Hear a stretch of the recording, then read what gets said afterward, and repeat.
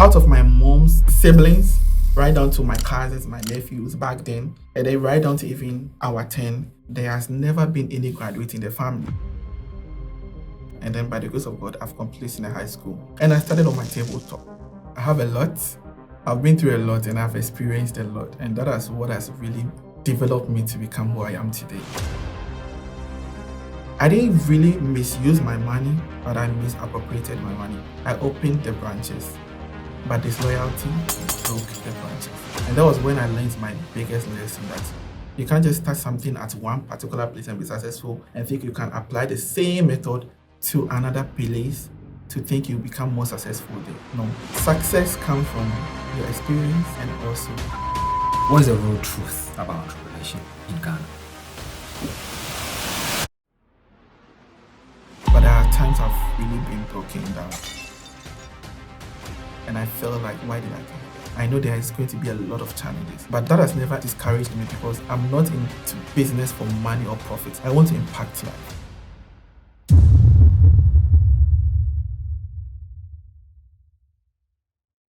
All right, beautiful people, you are listening and watching Connected Minds podcast. And it's your host, Derrick Abaitey. I'm going to be having a conversation with an entrepreneur, Mr. Felix Afutu. He owns a company called Felix. I personally buy there. It's probably the best chips plantain product that I've had in the country.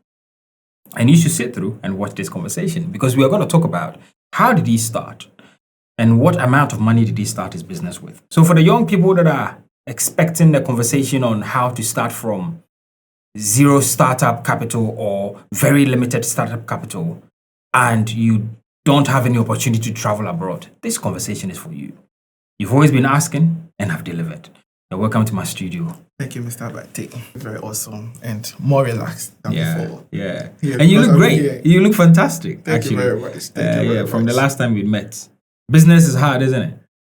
It's very hard in this country, but it's also more enjoyable here. Like there's a lot of fun doing business in Ghana. Yeah. Because you tend to experience all the experience, the wild experience you don't even expect to experience. Yeah. It is very possible here in Ghana. Yeah. So your business is in plantain products, essentially. That's how you started. Yes.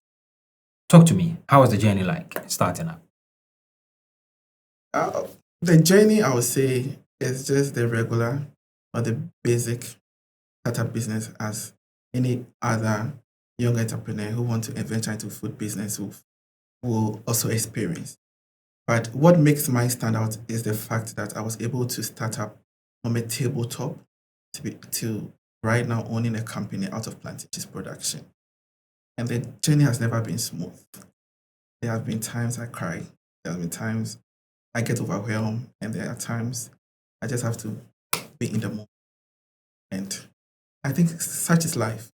So it's all part of life, and we are grateful we are here today because the main vision is evidential now, and we are happy that we are impacting life and we are living the dream. You know, I don't want to cut you, but I must say this. What I love about you is the fact that I have seen you in several places where you've literally just gone there to support other people who are building their businesses. And you did that for us as well at the Connected Minds Live, our maiden edition. You were there to support. You gave us so many gifts for our audience, for our speakers. It's amazing. Where do you find the joy to do that?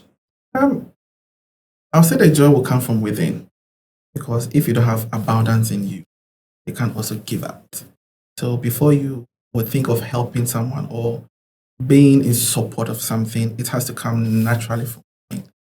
Or else you realize you are giving, but you are not really pouring out how it's expected. So you have to have it in abundance in you, and then you can freely give out. So it is something that I have in me. It's a natural gift. I love to give. I love to support. When I have the capability to do that, I'll do it effortlessly. Felix, did you finish university? I did it. So, look, you've done incredibly well.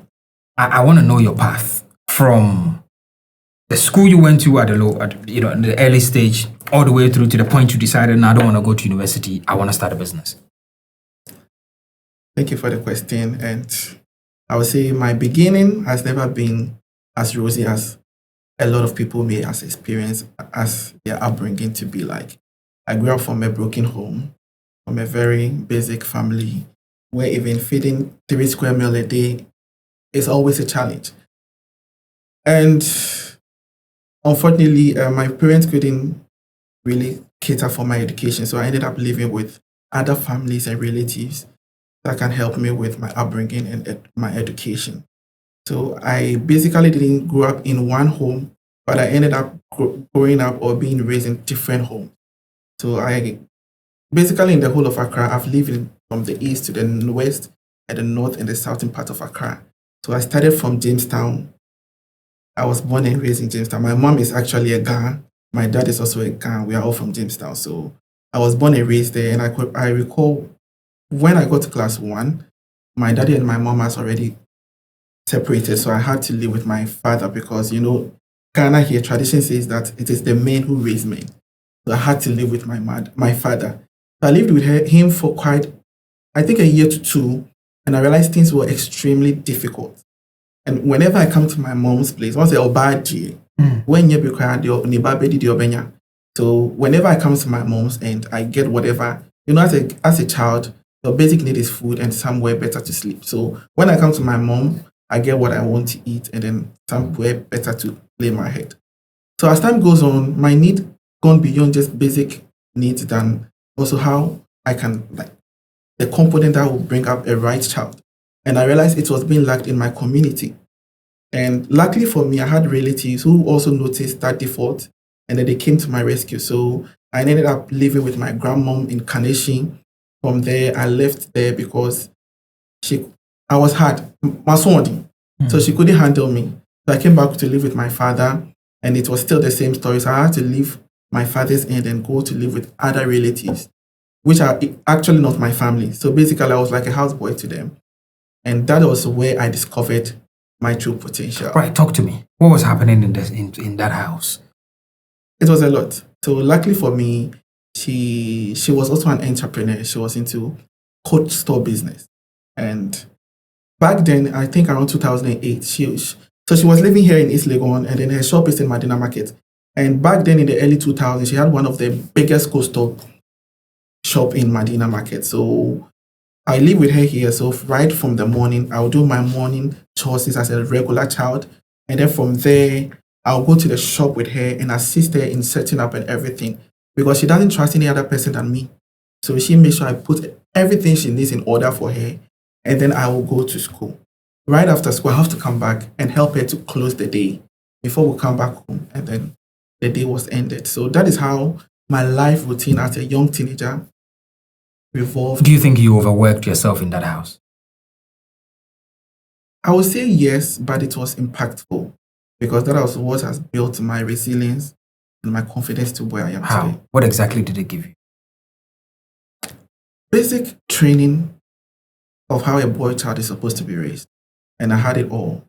There's no room for errors. There wasn't any room for being lazy. And there was no room of being academically low.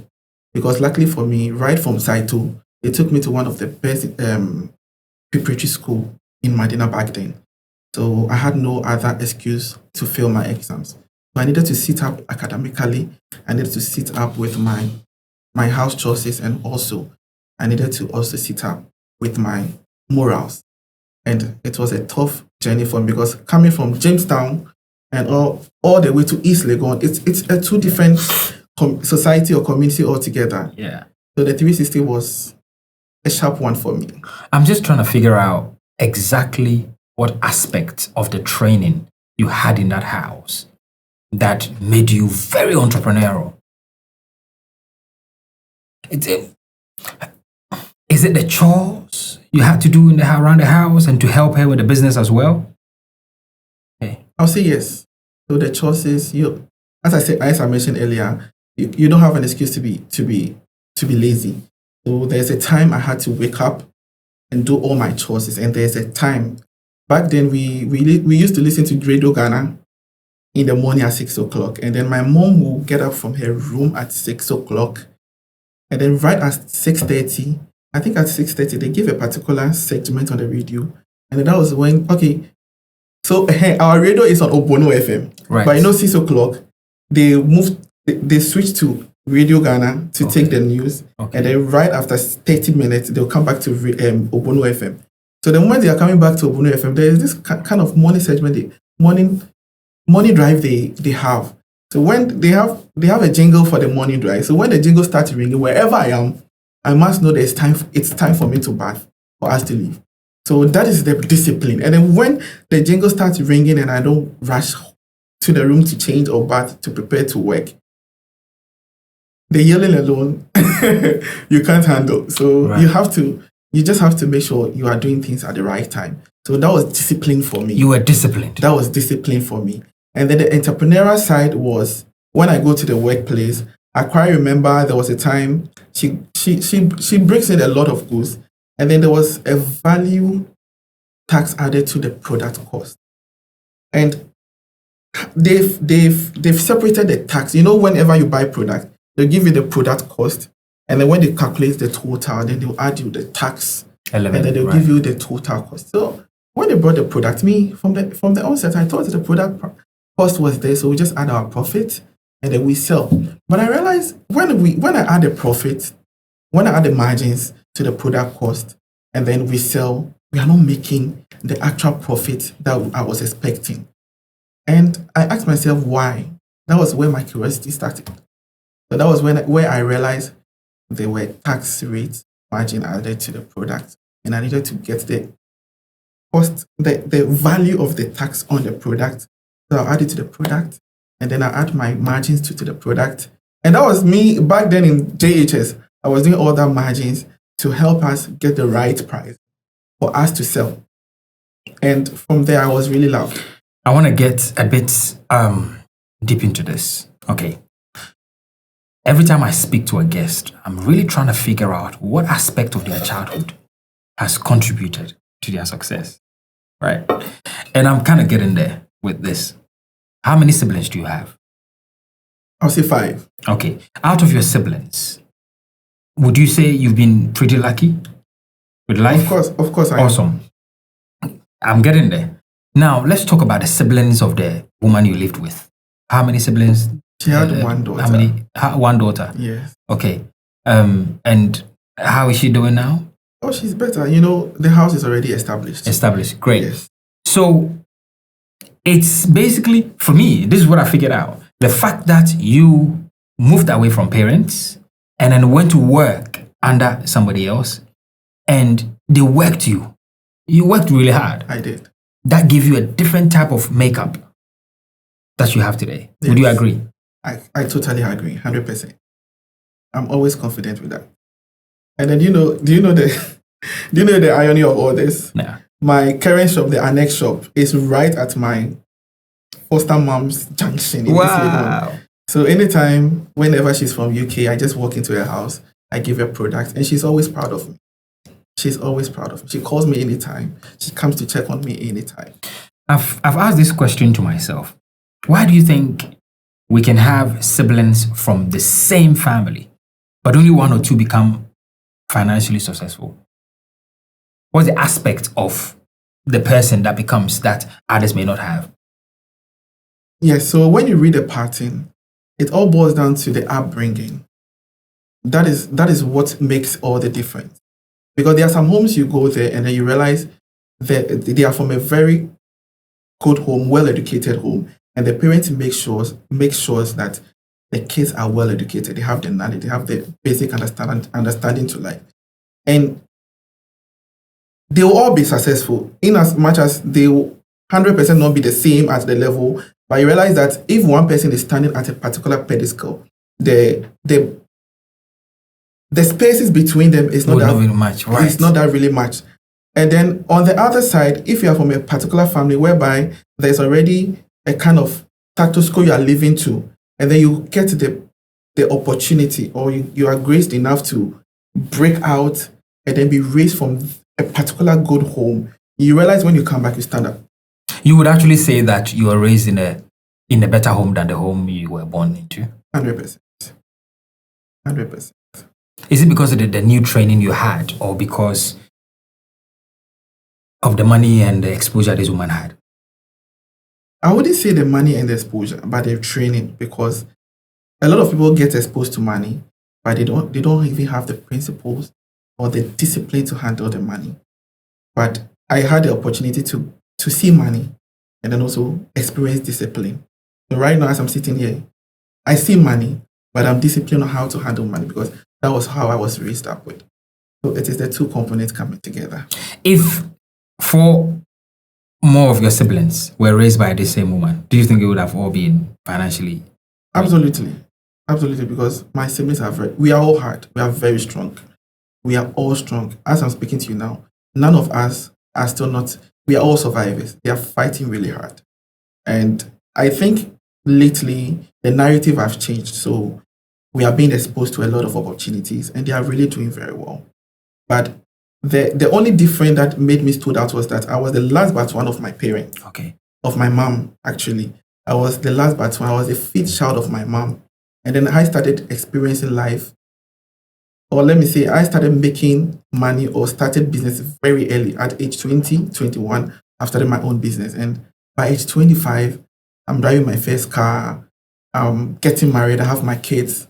Things moved very fast for me. That was the only factor that made a difference. But right now, as I'm speaking, my siblings are also doing very well. They are really pushing well. So I was having a conversation with one of my friends, right? And then I said, have you realized that most of the kids in the UK who go to, private schools, private boarding schools, they end up performing really well at a very high stage. Like the rate at which they perform is really high. And even, in some high-level private schools in Ghana, like the school my kids go to, the performance of the class is really high compared to the average government school, comprehensive school. And then I was asking myself, what is it about rich people and wealthy people that they teach children that poor people don't? The fundamentals. Okay. The fundamentals about life. So you go to a rich home, and right now, let me give you a storyline. I was driving, so I recently had how will I say it? A nanny who is taking care of my children, and we were going to church, but I left something in my office, so we were coming to my office to pick what I left, and then we'll just proceed to church. And then immediately we got to the junction, my second daughter just asked the lady, "Do you know where we are going to?" And then the lady was like, "No, I don't know, tell me." And then she told her, we are going to my father's warehouse. It is his company. And that is where we do business. We talk business. And we talk a lot about money. So this girl is 5 years old. And she knows there's something called business. There's something called work. There's something called money mindset. And this is the path you follow to have that kind of achievement that you want to achieve in life. So instantly, the fundamentals has been laid right. So she knows my daddy is hardworking. My daddy goes to meetings. She has been seeing a lot of my podcasts and the events I've been going to. And so subconsciously, she's being raised to exceed the father or do more than the father. So you realize whatever they are exposed to at their younger age, they tend to do better in life. Rather than the basic Ghanaian that is brought or raised in the basic community whereby life is just basic for them. Because I've had the opportunity to live in both the basic Ghanaian community and then I would say the wealthy Ghanaian community. And I know the difference there. Jamestown, on a regular day, you wake up in the morning, you just brush your teeth, or sometimes you'll be given toothpaste. We don't use, majority of Jamestown people use sponge, that chewing sponge. And then most of the family houses don't even have a lavatory or a washroom in the house. So you have to walk like a distance, a mile or a kilometer to the public restroom, and then you come back and then you prepare and bath and then go to school. Sometimes even the bathroom, you also have to walk out and then bath, change, and then you come back to prepare to school. And then whilst you are going to school, you have to walk through the communities and you see a lot of activities happening. Before you realize, you'll be distracted of your direction of where you're going to. So before you realize, you even get to school and there's a lot of activities running through your head. and you can't even focus in class. Whereby you come to East Legon Medina, whereby a kid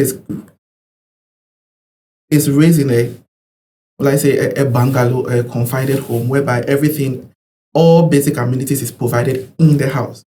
So when they wake up in the morning, they are just following routine, and then they either be picked up with a bus, or if you are fortunate to have a car, you drive your kids to school. And when they are going to school, you talk about life. That is what I basically do every day with my kids. We talk about life. Sometimes we do spellings. We talk about I open an atmosphere so that they can think out loud. We talk about what is happening in school, what they are reading, what they are up to. Because most of the times I don't get time to meet them in the evening before they sleep. So I make that short period as a bonding with them. We talk about life and everything before they get to school. And sometimes they even have to read in the car whilst we are heading to school. So this kind of kid always have something ahead of them. If it's academically, they know, no, I did A and I have to move to B. So they are thinking about what they have to add up to get the achievement they need. So these are the different background and the effect it has on most of us as we are growing up. Let me stop you here for a minute. We are on a journey of changing the minds and the lives of people. So if you haven't subscribed and become part of the family, please hit the subscribe button and turn on the notification. Thank you. Now let's carry on with the conversation. This is amazing. Yes. Like what you just described, it's exactly what it is. Yes. The interesting thing is that even in the West, there are people who don't have this exposure. They live abroad, but they don't have this exposure you're talking about. So they are not experiencing the Sikeni vibe, the rich mindset, the upbringing, everything you are describing, they are not experiencing it. Exactly. So most of them are trapped in a cycle. This is crazy. Let me tell you one funny thing. The last time I went to my community where I was raised, and I have a couple of cars, so I don't drive one type of car. So the last time they saw me driving one type of car, the next time they saw me driving a different kind of car. And then the next time to have changed my car again, they were like, hey, boy, we cry, now I go baby. Right. And I'm like, look at this mindset. Like, so you think it's not possible to break out from this mediocrity mindset and then break bondages and make a difference in the community? It is possible.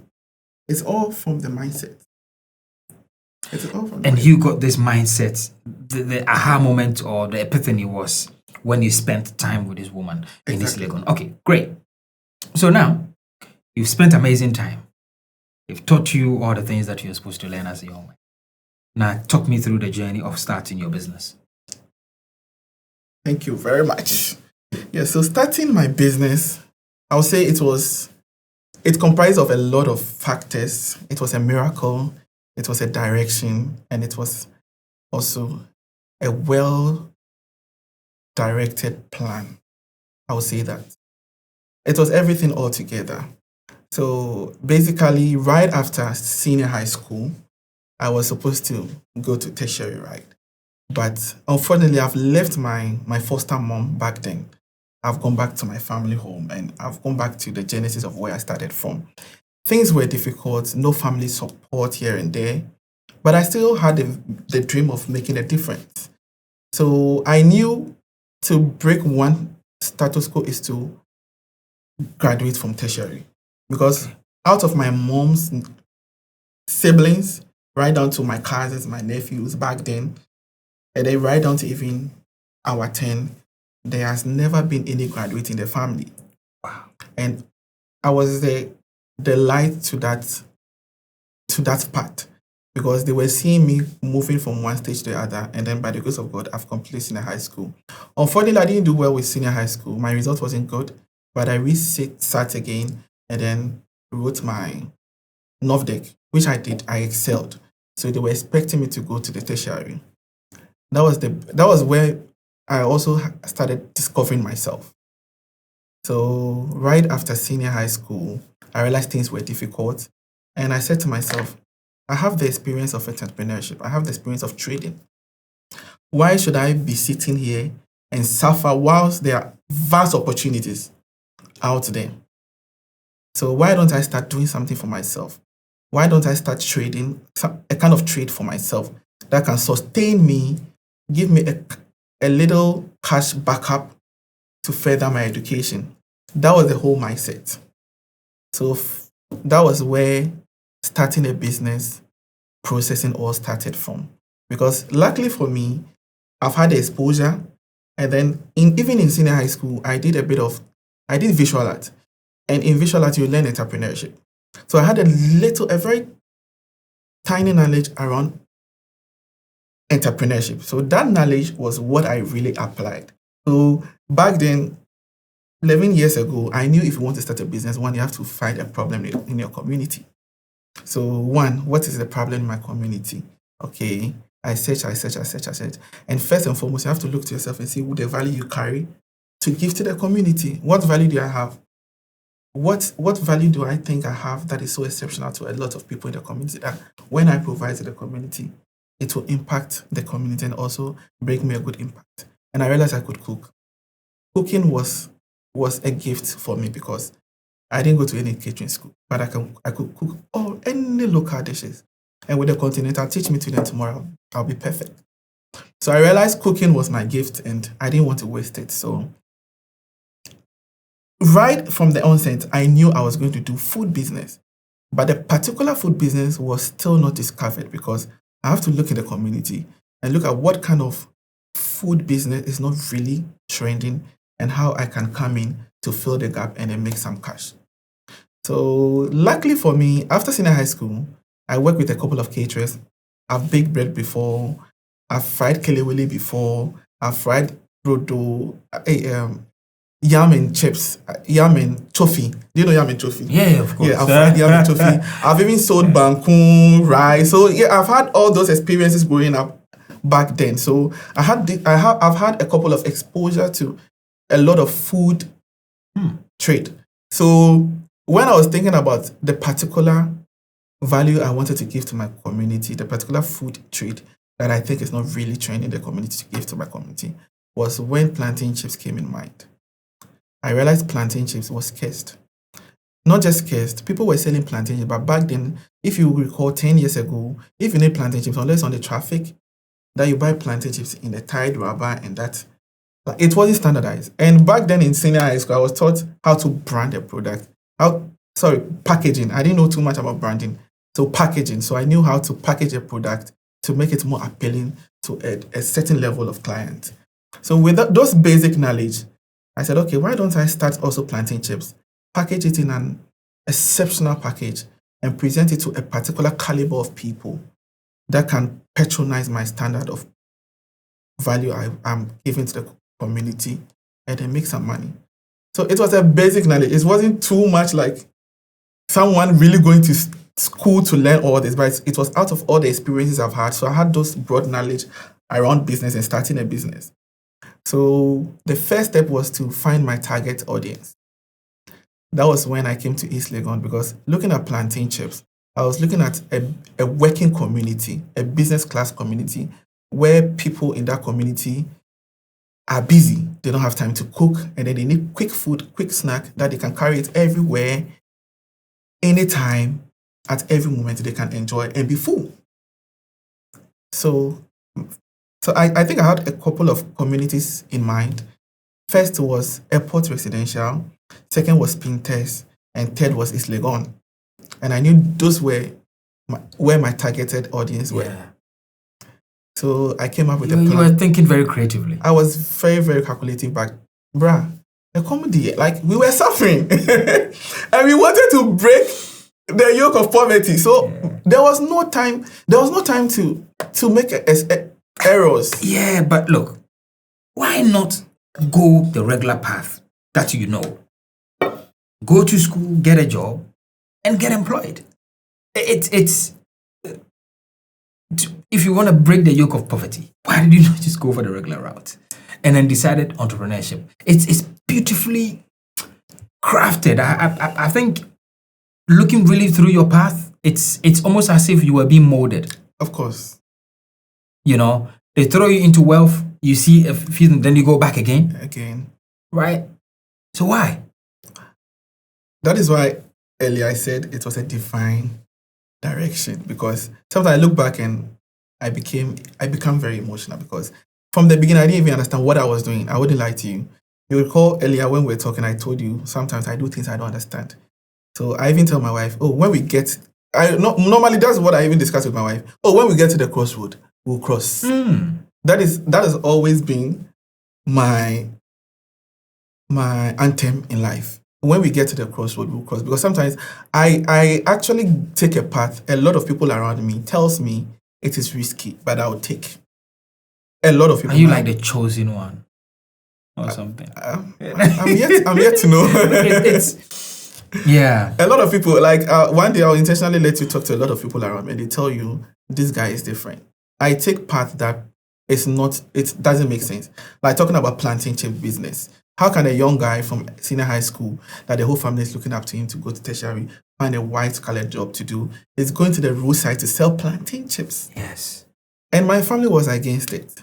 Why did you not go to university anyway? Because I discovered myself very early. I got to know of my strength, my weaknesses, and everything very early. I was picturing myself back then.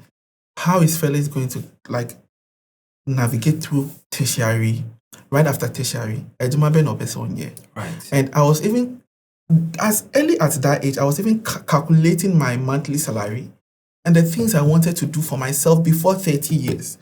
And I said to myself, no, you can't go that path.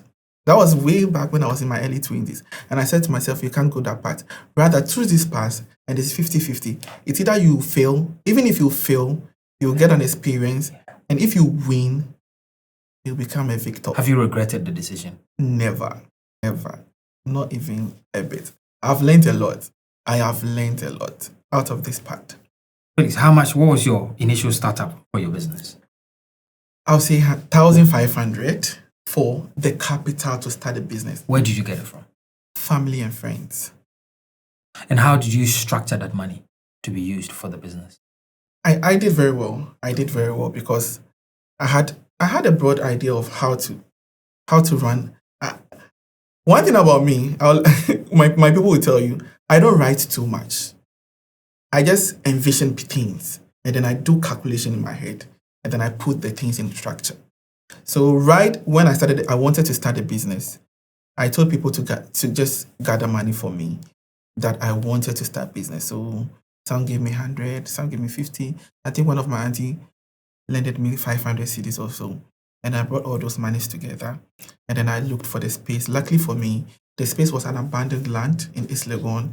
There was a bit of contention on the land. So I had the opportunity to enter there and then start a little business. So I didn't have to pay for a space. It was just a big tree under. So all I needed was my table, my stove and gas. And then luckily for me, from an extended family home, you get stove at a convenience, you get a frying saucepan at a convenience. And starting plantain chips, you don't need so much equipment to start plantain chips business. So I was able to put together all these basic stuffs, and then the main factor was considered. That was the main raw materials was considered. That was the plantain, the oil, and basically the salt. And back then, if you recall, plantain wasn't as high priced as now. So you could have, I was able to afford 30 cedis worth of plantain. And this 30 cedis was like, the large polythene bag. I had about 3 big, large rubber bag of plantain for 30 cedis. I had my Volatile bottle of oil, I bought 3 or 4. My fire and just one iodinated salt, and that was how I started by the roadside. And back then, plantain chips rubber was, I think 3 cedis for a packet. I had about a couple of 2 or 3, depending on the size ranges. And I started on my tabletop. Nothing too fancy, nothing too extraordinary. Just the basic tabletop business you can imagine. How many years ago was this? 11 years ago. Exactly around November. Okay. So if you're watching, a young guy or a young lady who is thinking of starting a business, maybe you're around 22, you just finished university, and you're thinking to yourself, well, I want to start a business. The story you're hearing is, someone I've become a bit close to. I've heard him speak to me several times. We've had several conversations. I've patronized his business so many times, even before I met him. And he's been doing this for 11 years. And he started at a low scale of 1,500. Today, you have friends that you can probably go to and raise about 5,000 cedis to do some business. And you're thinking, well, how can I grow 5,000 cedis into what, 1 million or 2 million cedis worth of business? It is possible. It is. It is. It is possible. Absolutely. Now, you had some issues with partnership when you started your business. Talk to me. What happened? I'll say it's out of a little bit of ignorance, and I'll say also immaturity. So I am the type of person who always loves to help, because I've really struggled in life. So when I see people suffering, I feel like, why don't I also be like a shoulder for them? So when I started my business, I didn't start alone, but I started with a couple of relatives. I'll say that, a friend and a relatives. But right along the line, some of them dropped, and then it was left with one. We were doing so well, but it got to a time, we got to a stage whereby I realized, no, we needed to part ways. And parting of ways didn't end up so good. And it always hurt, but that was the reality I needed to accept. And it was that bad. And unfortunately, it wasn't just one, but it was two. Because right along the line, I also had an idea of starting a gobe business. That time, back then, gobe branding wasn't a big branding. I was saying that I was part of the pioneers of gobe branding in Ghana. So I had a shop right at American House that I had that fancy idea of selling gobe. But I was also really focused on building my plantain cheese brand, because I have the vision of where the plantain brand has to get to, and we've not gotten there. But money was coming. I was like, oh, why don't I diversify some of my funds to other investments? So gobe shop was opened. I also went to look for a family to also manage the space and stuff. And it will surprise you, when the business started growing, she came back and told me she wants to be a partner of my business. And I told her, no, I would never agree to that. And then we were like, okay, the best way to end this is to separate. So please find a way and let me maintain my shop. And you know what happened? The moment I sacked her, the next 3 days, she has also started the same gobe business as just a stone throw from my shop. Wow. And that was where I realized how Ghanaians, we can sometimes be very funny when it comes to trust and relationship. Pastor Eric, one of my senior mentors, would always tell me that, Derrick, go by this. Trust is good, but controls are better. And control to him is put a contract in place. But what I've realized, especially with us Africans, is that we're all well and good. We're great. We want to do business. Until you pull a contract, then you realize that now somebody doesn't want to do it anymore. Mm-hmm. Why didn't you have a contract? As I said earlier, I was inexperienced. I was just a young guy making money, and I wanted to support family and friends around me. So why not? God is blessing me. Why don't I also be a blessing to my sister Would and brother? Would you do that again? Absolutely not. Why? I've learned my biggest lesson. This issue was like a matter of life and death. I wouldn't lie to you. She had to even send land guards to come and attack me. Wow. We ended up in the police station, and then everything was resolved. And I learned my biggest lesson. Right now, even the basic cleaner in my company right now is working under a contract. And it has really saved me and has given me the best peace I could ever imagine in business. So what's your failure story? Thank you for that question, because I have a lot. I've been through a lot and I've experienced a lot. And that is what has really developed me to become who I am today. I wouldn't touch much, but I want to talk about my failure in not really planning well. As I mentioned earlier, I just wanted to start a business to survive and then have some cash flow to support me with my education.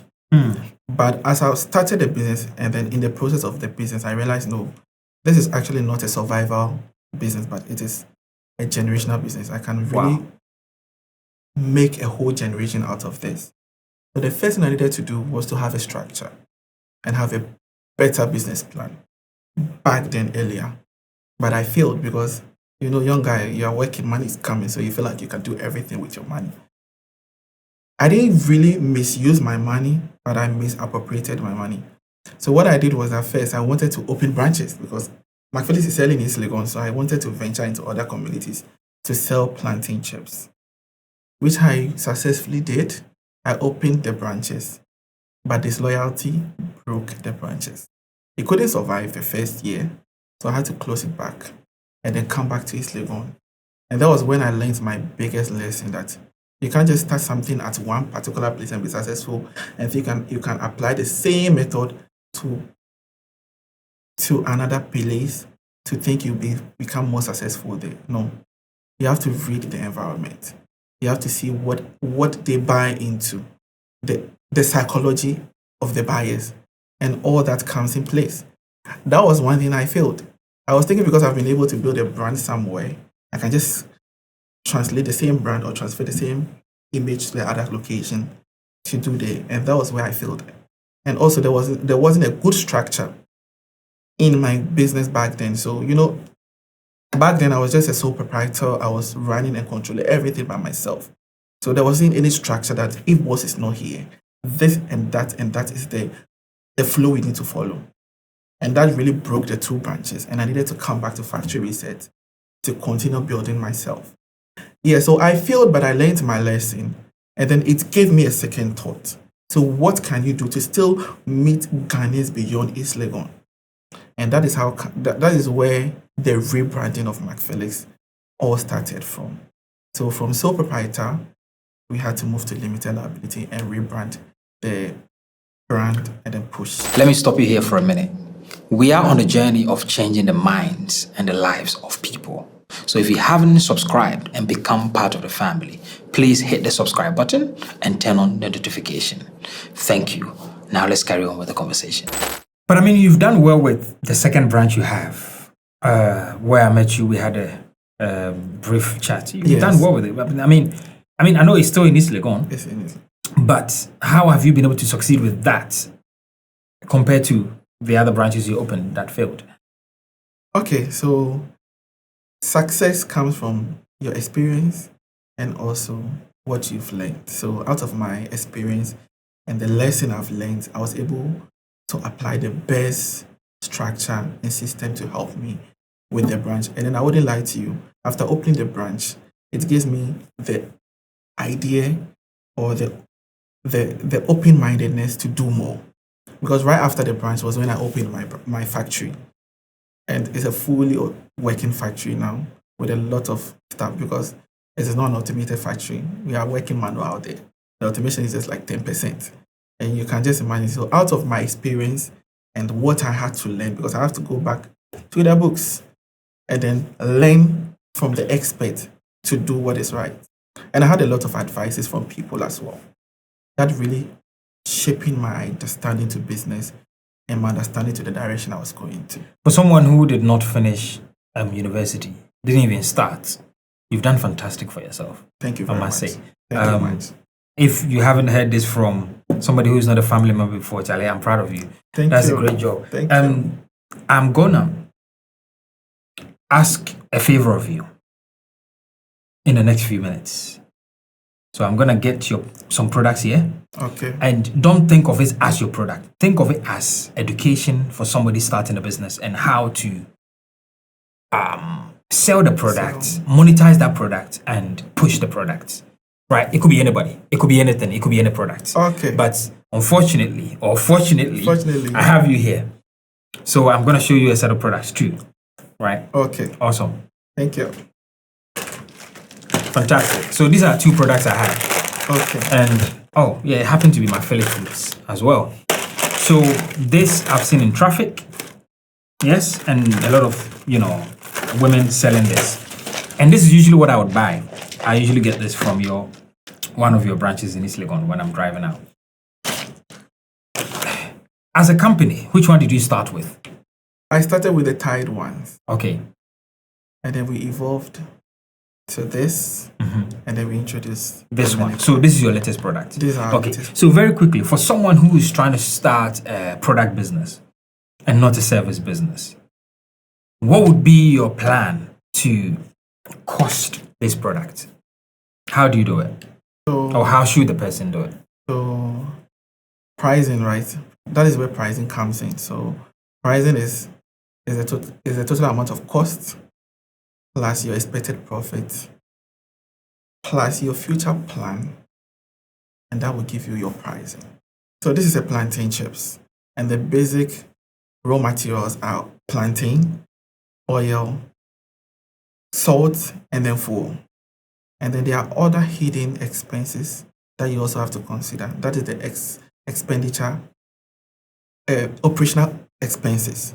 You also have to consider the operational expenses, which is the human factor. If you are using labor, you also have to consider waste, because sometimes the plantain, some of the portion of the plantain will overfry. It will darken. It will not be up to standard. They are waste. And then there'll be other components that also will cost to the costing, will value to the costing. So you need to consider all those value to your costing. So let's say I had this plantain. I went to the market and bought 10 cedis worth of plantain. I bought oil 10 cedis. I bought fuel 10 cedis. I bought packaging 10 cedis, making 40 cedis. I have fried the plantain, and then I've gotten like, let's say 20 packs of plantain chips. So right now, I have to consider every component that I added together or I brought together to have this 20 sachets of plantain chips. Their total cost. So from the oil to the gas, and I know definitely there'll be a bit of oil left and stuff. So you have to consider the value of oil left behind. Subtract it from the main cost, meaning the main cost will go a bit down. Aside that, then you also have to add in, if it's a shop you are using or a working space you are using, consider the utilities there, because you'll be using light and stuff. You have to consider those utilities there. If you are operating under administration, you have to consider administrational cost. And then you also add your expected profit. So the expected profit, that bounds to you. How much you want to get, how much you want to achieve after selling the product. So if it's a value of 10% or 20%, you just add, considering how much you want to make out of the product. So you add that. And then don't forget there's a future plan of what you are doing. Okay. So if you are adding your expected profit margins, then make sure that those margins are a bit substantial enough so that when you even spend some, there'll be some savings for the expansion of the product. So you bring all together, and then you bring all together, and then let's say with the operational cost alone, maybe let's cap it at 70 cedis. Okay. So you spend 70 cedis of producing this 20 sachets of plantain.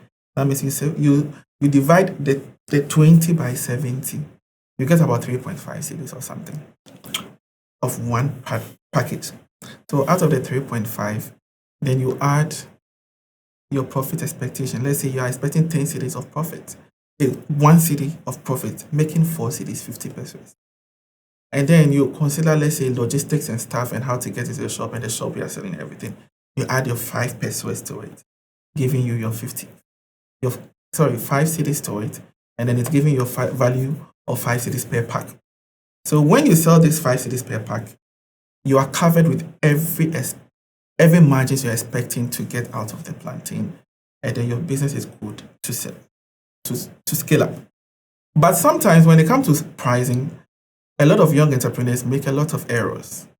They look at the competitiveness of the market. They also consider their customers' emotions, and they most of the time think for the customers. How am I going to please the customer?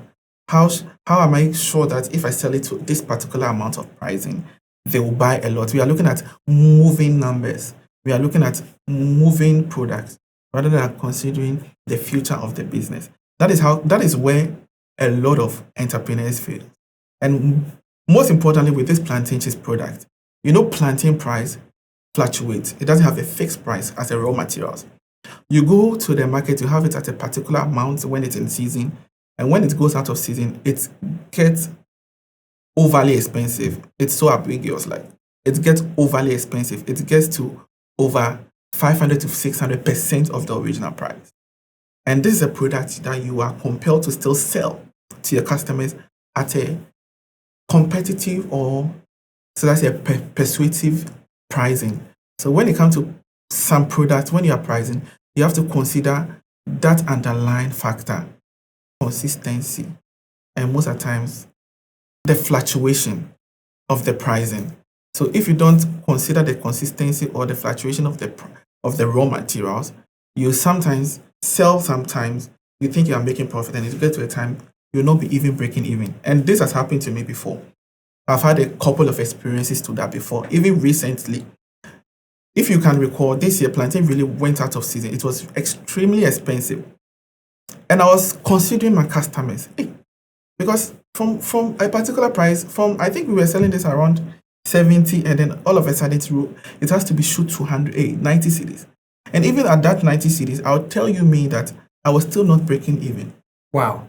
But I still have to maintain, because if I don't take care, I might lose my customers. And then when plantain comes back a season, who is coming to buy my plantain chips? And that was what I considered. I wouldn't lie to you, I lost a lot. But to me, it's not a loss, because I've been in the business for years and I know the dynamics of how I maintain my pricing, because I sell plantain chips. I have other products that support my plantain. But what about the regular or the basic entrepreneur that just started business and they want to survive to extend to 10 years? You have to be very strategic and be very, very thoughtful of your pricing. Have the future plan attached to the pricing so that you get to the future with no regrets. But as a business, how do you manage the fluctuations in prices? Say I'm starting a business today. Okay. How would you advise me to manage that? Yeah, so coming back to Ghana here, raw materials pricing has never been consistent because we rely on the dollar to trade in Ghana here.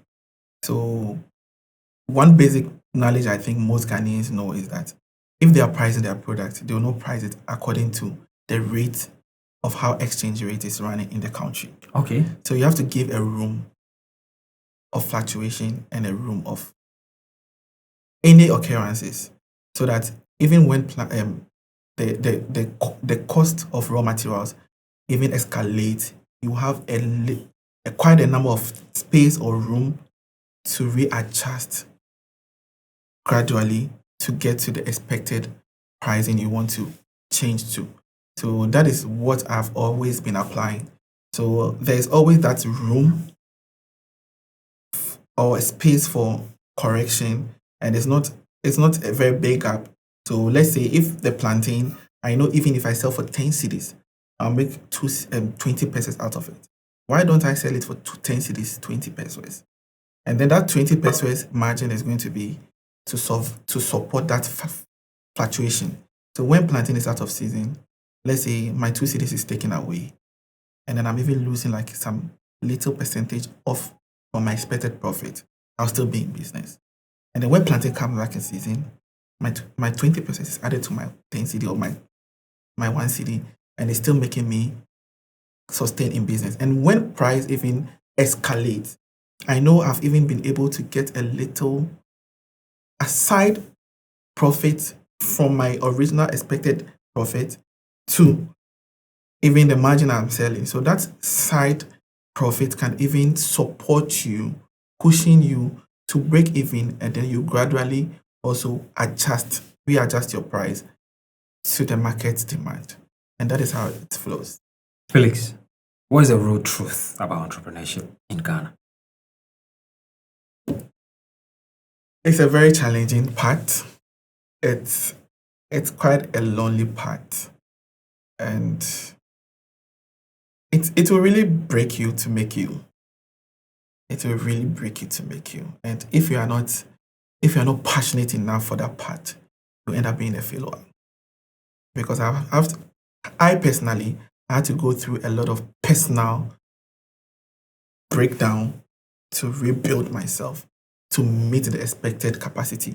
Because I'm speaking to you now, I've never been to the university, but I'm talking business like someone who has learned business and learned how to structure business to get to where it is now. But it is out of the whole process. I want to be an entrepreneur. I want to be a successful CEO. So I have to learn from them. I have to learn the language they speak. I have to follow the path they follow. And if you don't have that passion for it, you you say to yourself that is not your calling, and then you walk away from it. What was the moment in your business that really broke you, made you feel like you wanted to give up? Giving up, I would say, has never been part of my vocabulary, but there are times I've really been broken down, and I felt like, why did I get here? But giving up has never been the option. I am a survivor. I've fought a lot of battle from my infancy to where I am now. And in as much as plantain chips is just a basic commodity or a basic product that I'm trying to build an industry from, I know there is going to be a lot of challenges. But that has never discouraged me, because I'm not into business for money or profit. Yes, I want to have a comfortable life, but not to build enormous amounts of wealth out of it. I want to impact life. I want to make a legacy. I want to create a legacy whereby my offspring will come and be proud of the man who raised them or who brought them to the world. So when it comes to challenges, that really broke me down. I would say I've really cried a lot in my room. Sometimes you get to a platform that people even make you feel like you don't deserve the platform. I have a lot of friends. I have a lot of people that comes around me, and indirectly they make me feel like you don't deserve it. So why are you getting this? Like indirectly, even some people can just give a random talk, and then that no, they are saying something to you, and then when I hear those statements, I laugh, and it makes me keep pushing. So I would say it is out of treatment I've received from a couple of people that they make you feel like you don't deserve where you are, because quote unquote university, how are you doing this? Yeah, you want to race with the big boys, but you've never even passed the part they've actually passed to get to where they are. And I would tell you, it hasn't broken me. It's so disheartening. I'll say that it sometimes breaks your heart. But I'm the kind of person I don't give up. I'll rather prove to you a point that yes, I deserve this space, and I'll be here. Did you listen to the conversation I had with Honorable Ken when he spoke about the fact that he had to quit university? And the story he gave was beautiful. Yes. So he very simply said that there was a moment in his life where he had supported a specific candidate. And when the moment came when the man was, giving out the positions, he got a pat on his shoulder saying that, he will be a good businessman, so he should focus on his business. That was the time he decided to go to university. He went to university and realized that his business in Ghana was making $1 million. And when he looked at how much the professors were making and people were making, and thought to himself, this young guy, look how much money I have in Ghana, he quit and came back. But look at him now. Yes. Right. So, I think the people that are really going to change the world are people who are passionate about what they do, not their education status. Never. Right. And your certificate is really what is a certificate? It's just a the work of your hands. What you are doing to the people and how people feel about the message you give to the people. That's the proof of your education. Exactly. So I think you've done fantastic, and thank you so much for coming. Thank you so much. Motivation or discipline? I'll always say discipline, because I was raised out of discipline, so I know how discipline can really shape in your life and be on the right path. What's the best advice you have ever received? The best advice, I would say, from my uncle. He called me one time, and one thing he told me, I was young and money was coming and I was having fun. And he called me and he told me, Felix, look at my state today, because I didn't plan right. So if you don't plan today, you regret tomorrow. And he even made a reference of the mother, that growing up, she had a lot of money and she was living life, involving friend in his personal matter and stuff. And at the end, when she lost everything, all those people that was hailing her left her. So she really advised me on how to actually reinvest or rechannel that energy into building myself, building an empire, and focusing on my future. because the future is always not promised. Anything can happen. So you need to secure the future before you get there. And it has always been my daily prophecy or anchor that the future is always not promised. So we never sleep. So like for the past 2 weeks, I haven't recorded a podcast, right?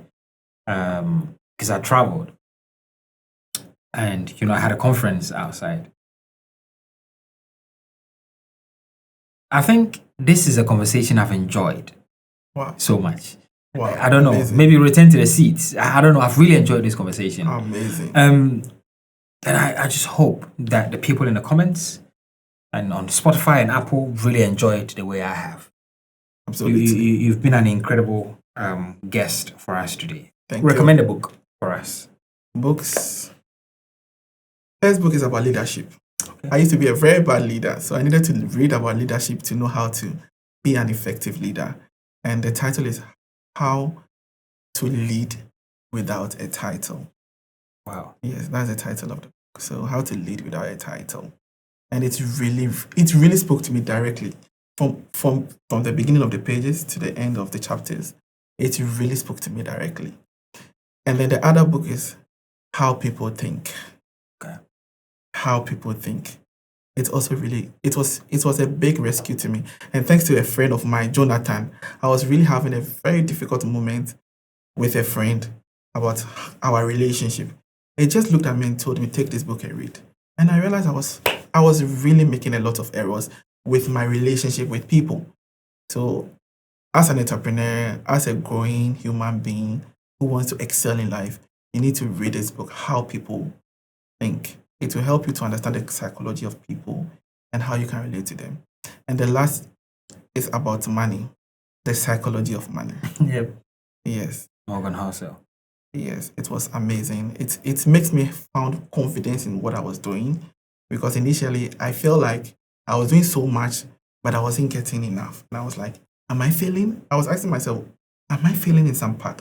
But I read that book and it made me understand my part and where I'm supposed to be. And I realized I was at the right place on the right path. And that gave me a full confidence in what I was doing. So amazing. Instead of 2. Amazing. You've given me 3 books. Yes. My readers, and I know my audience love reading. They love expanding their understanding and things. I'd add a 4th book. It's called Surrounded by Idiots. So look for that book. It's an amazing book. It's going to talk to you about the temperaments we have and how to deal with people. Awesome. So thank you so much for being here today. Thank you, Mr. Felix Afutu. I appreciate you. I also appreciate the platform. for your time and for all the gifts that you keep giving to us. And to the people that are going to be coming on the 2nd of January, I have a masterclass for just 70 people. So if you haven't gotten your ticket, I'd love to see you there. Stay connected. My name is Derrick Abaitey. I'm out.